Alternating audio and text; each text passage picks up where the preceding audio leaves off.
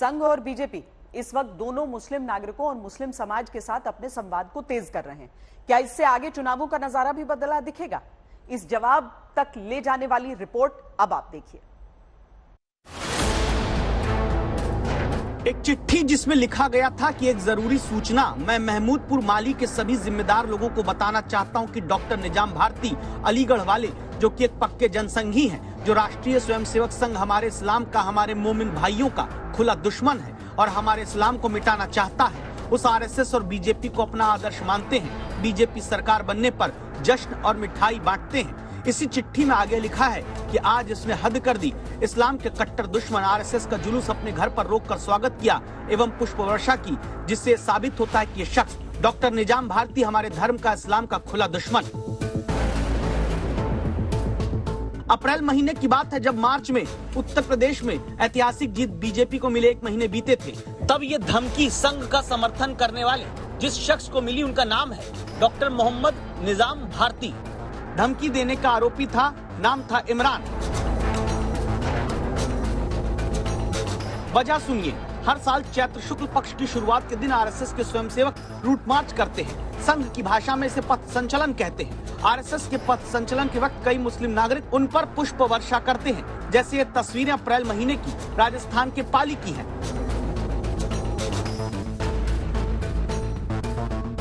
दावा है कि जब उत्तर प्रदेश के मुरादाबाद में ऐसा ही पथ संचलन आरएसएस के स्वयंसेवकों का निकला, इस तस्वीर में जो डॉक्टर निजाम भारती दिखते हैं वो भी हाथ में फूल की थाली लेकर संघ के लोगों पर फूल बरसाने लगे। और उसके बाद क्या हुआ था सुनिएगा।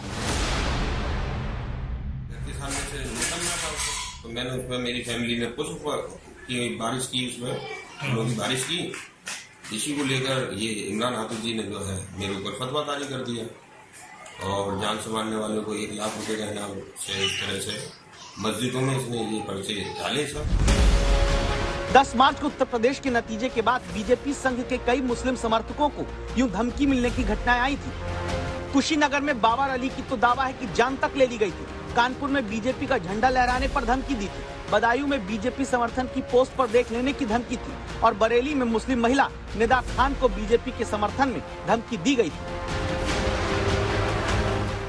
उनसे पूछा कि तोबा की वजह क्या है, तो वो कहते हैं कि बीजेपी एक नॉन मुस्लिम पार्टी है और उसने क्या कहते हैं आज तक किसी भी मुसलमान ने, बरेलवी मुसलमान ने कभी उसका समर्थन और प्रचार नहीं किया और तुमने दोनों ही चीजें की जो कि दोनों गलत है और तुम्हें तोबा करनी पड़ेगी।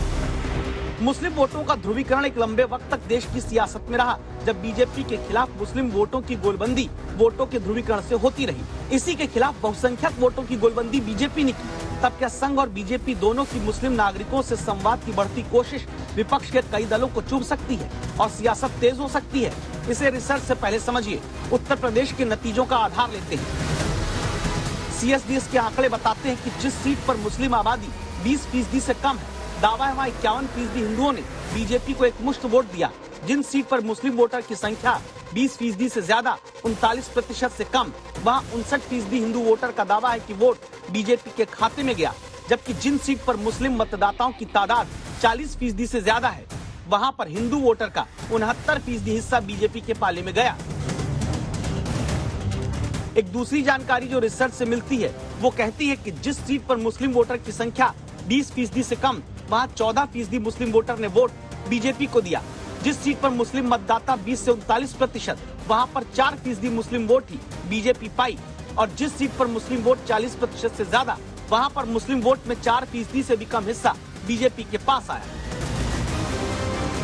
इन दो आंकड़ों से ये बात पता चलती है कि जितना मुस्लिम आबादी किसी सीट पर ज्यादा होती है, वहाँ उतना ही ज्यादा हिंदू वोट बीजेपी के पाले में एकमुश्त जाता है, लेकिन मुस्लिम वोट कम होने लगता है।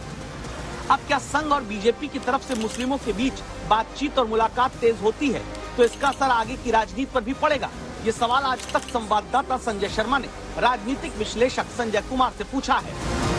अगर हम चुनाव के नजरिए से देखें तो हम जानते हैं मुस्लिम समुदाय के वोटरों का वोट बीजेपी को नहीं मिलता है। तकरीबन 68% वोट देश भर में मिलता है उन्हें। अब ये कोशिश की जा रही है शायद कि मुस्लिम समुदाय के लोगों को ये बताया जाए कि आपका रुझान दूसरी पार्टियों की तरफ रहा है पिछले 60-70 सालों से, उसका क्या फायदा हुआ आपको, उसका क्या फायदा क्या नुकसान है। हालांकि राजनीतिक जानकारों का ये भी मानना है कि सिर्फ कुछ मुलाकातों से बात नहीं बनने वाली। नजारा बदलना है तो नजरें चौतरफा बदलनी होंगी। संवाद का दौर लंबा चलाना होगा। भरोसा दोनों तरफ से तब मजबूत होगा। दिल्ली से संजय शर्मा के साथ आज तक ब्यूरो।